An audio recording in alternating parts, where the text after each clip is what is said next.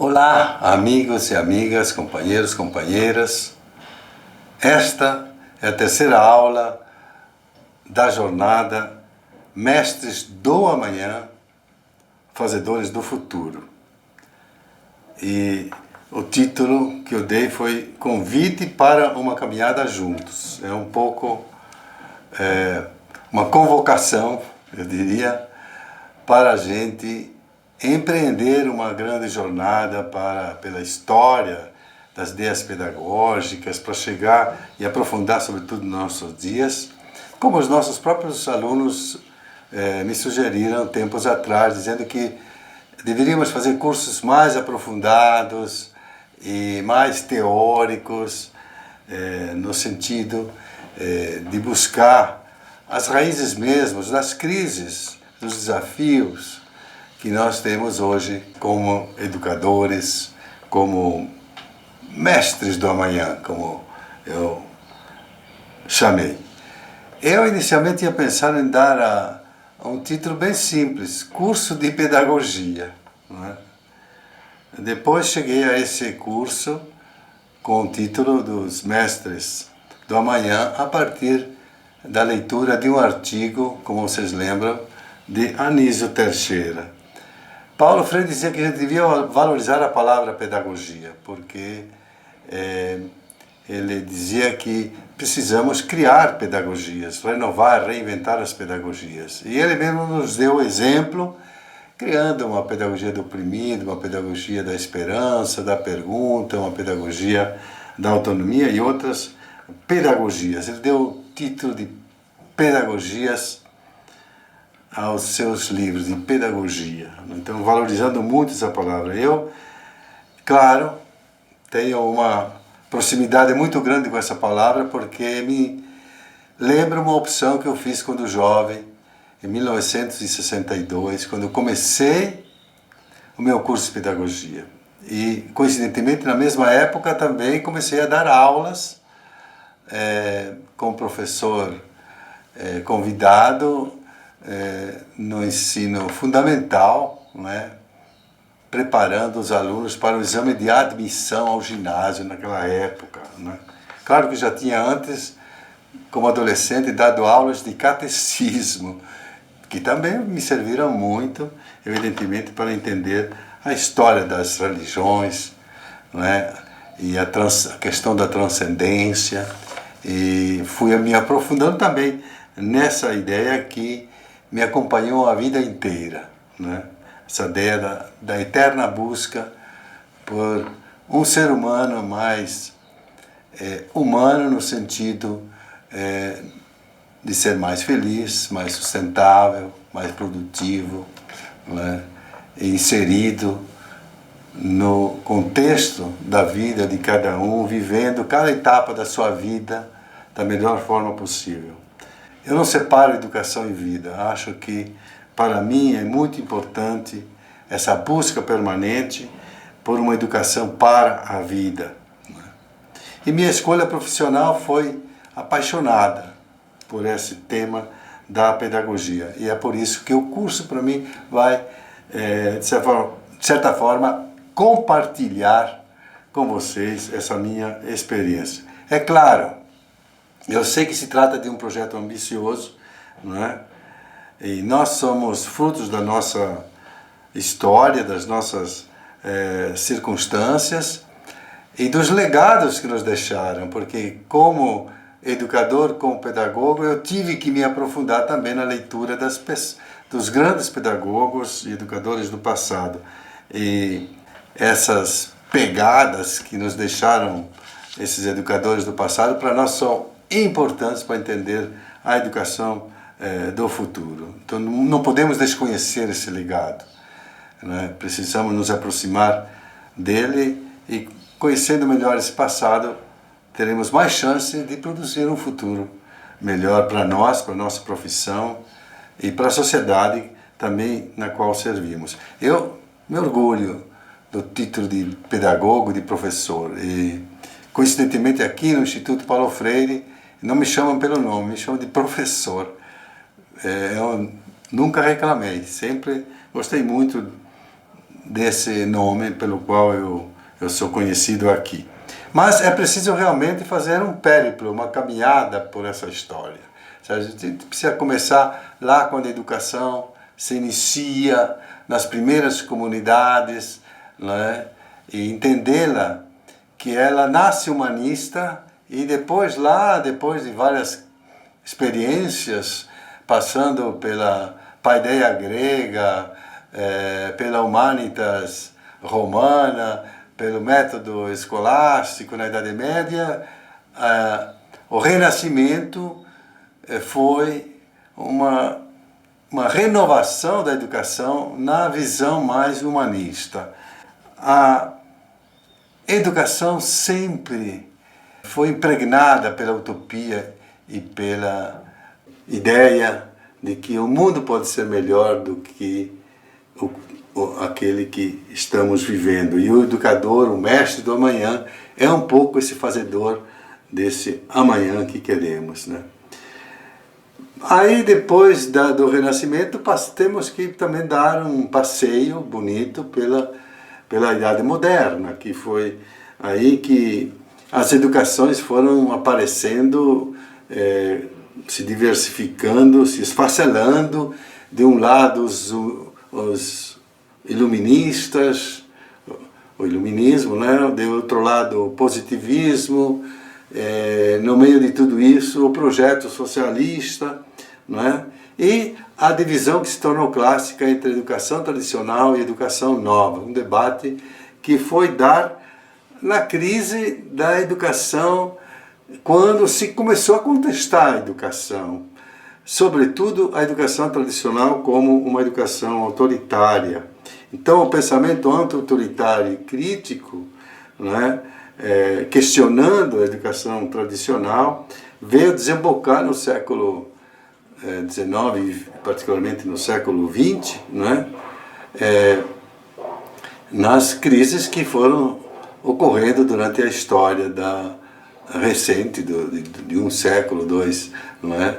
Lembrando que nesse momento também se cria a escola pública, não é? Escola pública que, aliás, nasceu embrionariamente lá com os romanos, mas ela se cria com a Revolução Francesa e depois a pedagogia napoleônica, tornando a escola um projeto a serviço do Estado e também criando um avanço do ponto de vista da democratização da educação. E, claro, vimos isso, né? Só que uma educação também dividida, porque o Adam Smith, nessa época, dizia que para as classes pobres, para os pobres, devíamos dar educação em conta-gotas, a expressão que ele usou. Quer dizer, vamos dar um pouquinho para vamos alfabetizar as classes populares, para eles não quebrarem as máquinas, né, do processo de industrialização da sociedade que gerou todo o capitalismo concorrencial inicial até o capitalismo monopolista que vivemos hoje, né? Então, pode-se considerar os sistemas como um avanço no sentido da democratização da educação, né? Então, esse périplo pela história chega aos nossos dias, que é aquilo que eu quero desenvolver no quarto módulo e último, que é discutir em profundidade a crise da educação que vivemos hoje. Porque se de um lado a gente pode dizer que ela foi um sucesso, a internacionalização da educação do ponto de vista capitalista, não se pode dizer que ela tenha sido um sucesso do ponto de vista da humanização. Fica aí esse dilema permanente, e no meio desse dilema no meio desse furacão, estamos nós, os educadores, as educadoras, os gestores da educação, os trabalhadores da educação, que tem que dar resposta ao presente e ao futuro, e se vem nessa condição, muitas vezes, de serem meros executores de projetos educacionais que vêm de cima, onde eles perdem a voz e sua voz não é ouvida quando não é silenciada, e se tornando meros executores de programas pré-elaborados, apostilados, como se diz hoje, né? Então, perdem a alma, que seria a autoria, a ideia de que o mestre do amanhã, ele se forma para pensar uma outra sociedade possível, um outro mundo possível, né? E terminamos realmente o século XX nesse dilema. Ficaram algumas grandes conquistas, poderia dizer, como a ideia da cidade educadora, da educação permanente, de um lado, e de outro, a educação para uma sociedade autogovernada, uma educação para uma cidadania global e planetária. Então, hoje, o tempo que nós estamos vivendo é um tempo de obscuridade, um tempo que precisamos mais de luzes, mais de orientações, de caminhos para seguir com mais tranquilidade e realizar com mais ânimo, com mais felicidade, porque é a profissão mais bonita do mundo, talvez a mais antiga, como a escola é talvez a instituição mais importante criada pela humanidade. Eu tenho insistido nesse tema, porque eu acho que ou valorizamos esse espaço como espaço de criação da liberdade e do futuro, ou nos tornamos meras ruelas de uma máquina reprodutora da sociedade, né? Então, a história da educação, no fundo, que eu tenho trabalhado, nos revela isso, quer dizer, ou queremos vida, queremos vivência, queremos pensar o hoje e o amanhã com rigor, com lucidez ou força, ou chegamos a serem como computadores repetidores do que já existe. Então, a proposta realmente desse curso nasceu também da minha inquietação, depois de tantos anos, de ver que a educação ela não responde às necessidades mais interiores de uma vida mais feliz para todos. E não responde porque também não se reconhece, como dizia um antigo professor meu, Paul Ricoeur, o outro como eu. É uma educação muito individualizada, em que o outro é o que aparece no espelho, e não aquele que não aparece fora do espelho, que é o diferente, que é o outro visto como eu mesmo, repetindo a expressão do Paul Ricoeur. Claro que Paulo Freire era muito cuidadoso até com as suas palavras para não inquietar o outro. Ele sempre tinha o princípio dialógico como um princípio de vida e não só um princípio da sua pedagogia. Ele era a pedagogia que praticava.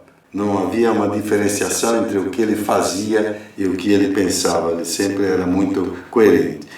Meus referenciais para essa história, eu tive assim que me apoiar em alguns autores. Eu já citei aqui Paulo Freire e a Pedagogia da Autonomia, mas na preparação que eu estou fazendo desse curso, eu também trabalhei com as análises do Aníbal Ponce, Educação e Luta de Classes. Eu acho que há uma ótica do modo de produção que a gente pode ver como a educação acompanha os modos de produção ao longo da história, como veremos. Fiquei muito surpreso com um livro fantástico de um espanhol chamado Jesús Palacios, La Cuestión Escolar, que é um livro volumoso, mas que me deu uma enorme contribuição para a análise, né, substantiva da educação no mundo hoje. E por último, um amigo de Paulo Freire que eu conheci, foi apresentado por ele em Genebra, quando vivi lá, Bogdan Suchodolski, um grande educador polonês, com o qual tive a oportunidade até de me corresponder, e um livrinho pequeno, mas precioso, que eu recomendo a todos, que se chama A Pedagogia e as Grandes Correntes Filosóficas. O Bogdan Suchodolski, um grande humanista, socialista, no seu Tratado de Pedagogia também, que é um volume imenso, deve estar em espanhol, né? na época eu li em francês, né, na década de 70, e ele não usa a palavra pedagogia socialista, embora ele seja socialista, ele usa a pedagogia social, que é a pedagogia voltada para o futuro. O tempo inteiro ele diz isso porque nós devemos repetir o presente. Né? Sempre essa ideia de que não devemos formar as pessoas para que elas repitam o que a história já carrega em nós mesmos, mas que conseguimos construir a nossa própria história, aí na visão já de Paulo Freire.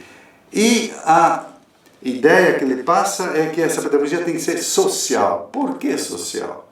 Porque a educação tradicional é uma educação voltada para o desaprochamento das potencialidades do indivíduo. Então, isso para ele diz que é limitado. Ela é uma visão correta, mas é limitada se não trouxermos esse indivíduo para dentro de uma sociedade centrada na pessoa junto com o outro, e não num indivíduo isolado. Não é?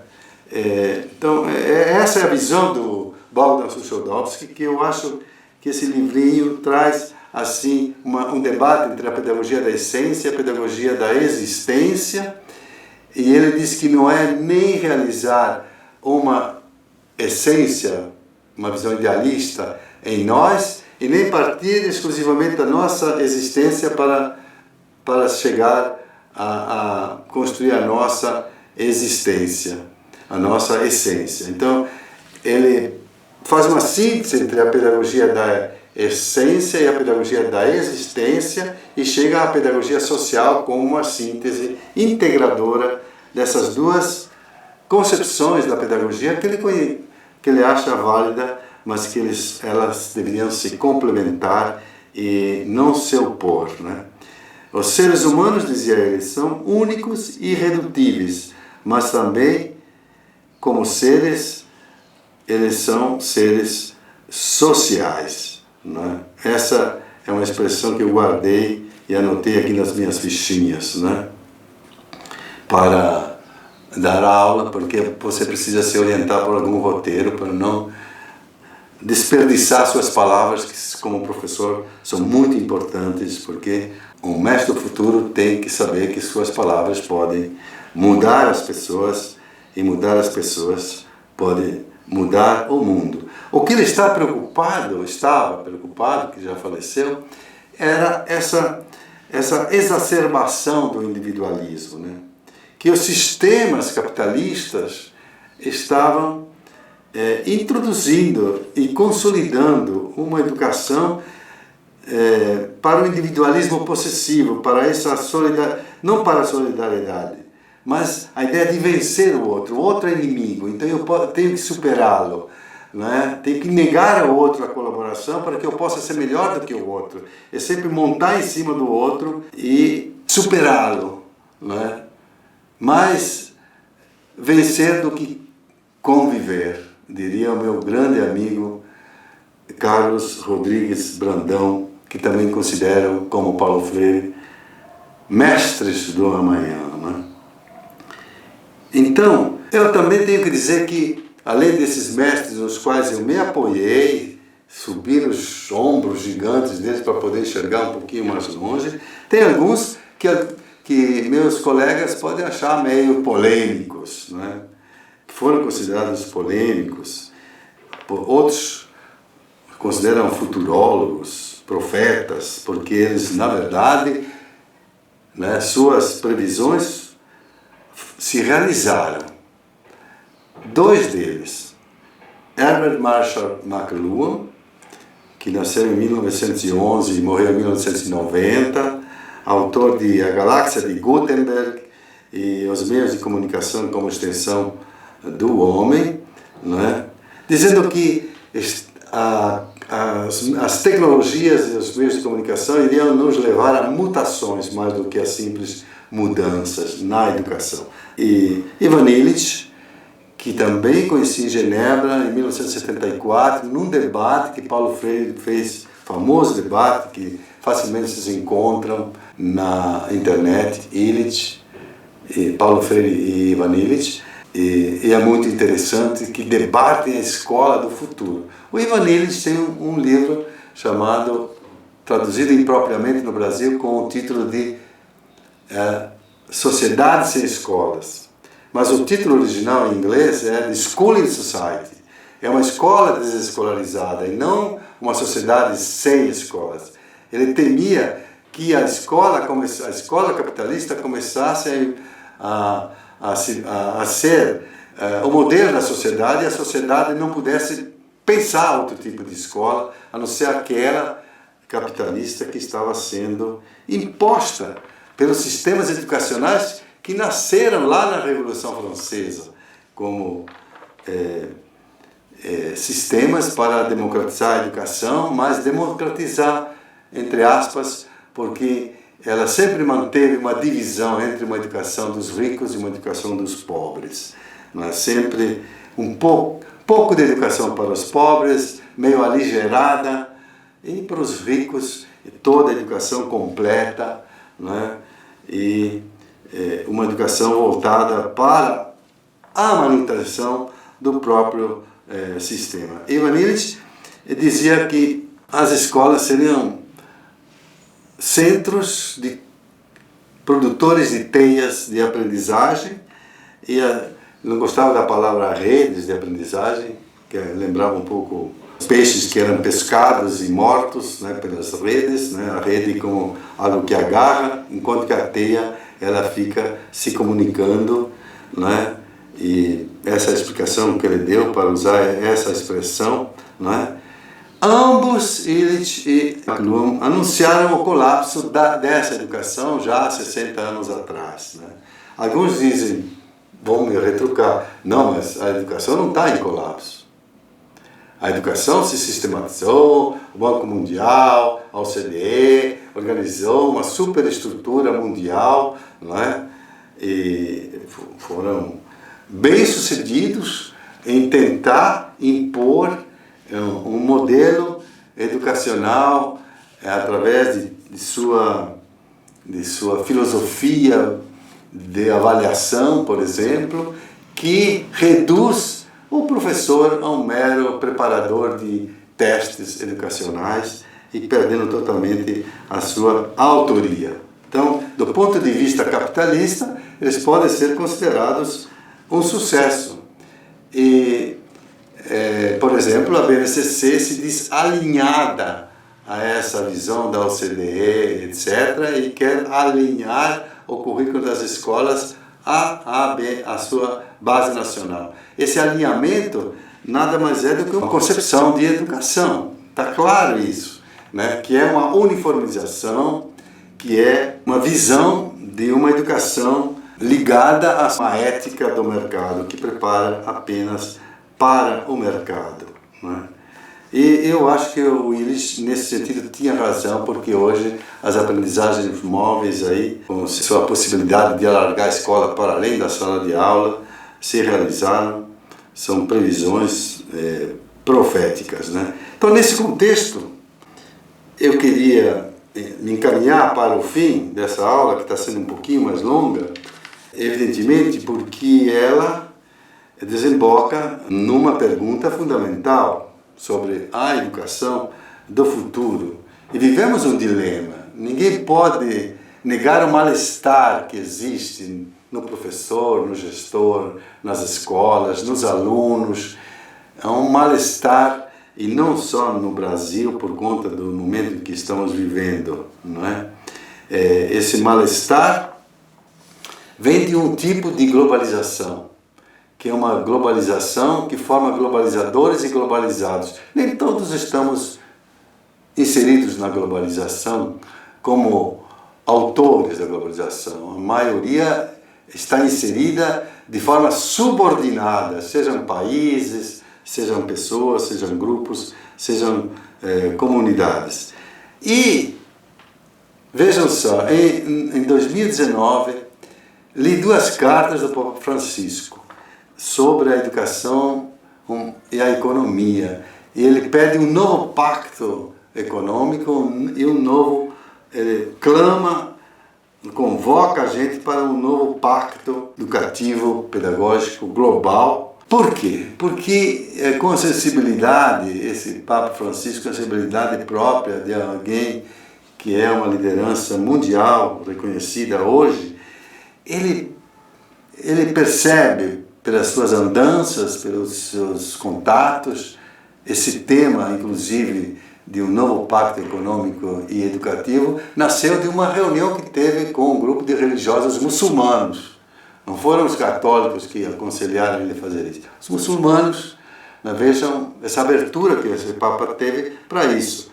Claro que não é uma tarefa fácil, não é uma tarefa de uma geração, talvez, mas ele lançou esse desafio, sobretudo para os jovens, e eu vejo nesse desafio uma grande esperança se a gente puder indicar os caminhos de uma educação humanista. Mas a gente sabe que o humanismo também foi utilizado no passado para massacrar, para submeter, colonizar indígenas, negros, para escravizar gente, com muitas matanças e guerras, né? E a própria concepção utilitarista e mercantilista se diz humanista também, de certa forma. Então, não sei qual é o nome que a gente deveria dar a essa nova educação, mas o Papa deu uma direção, centrar a educação nas pessoas. Me parece que na pessoa, não no indivíduo, na pessoa, né? E isto me parece que é uma direção que temos que aprofundar nesse curso que nós vamos dar, né? Eu gostei muito dessa convocação e acho que devemos apoiá-la. Bom, terminaria aqui a aula, mas, como sempre, eu decidi fazer uma tese no final.